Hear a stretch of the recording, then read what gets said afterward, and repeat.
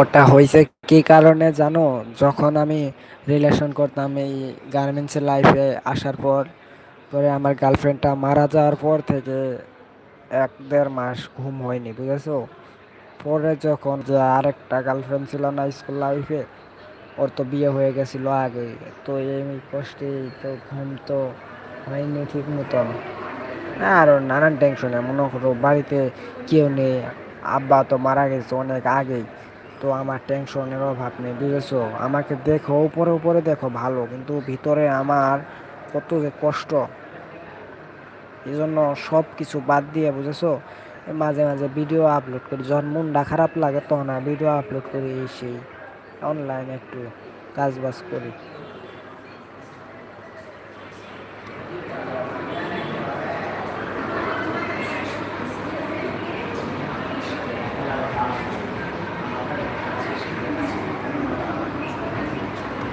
আব্বু মারা যাওয়ার পর থেকে না, বুঝেছো, সংসারের দায়িত্ব আমার।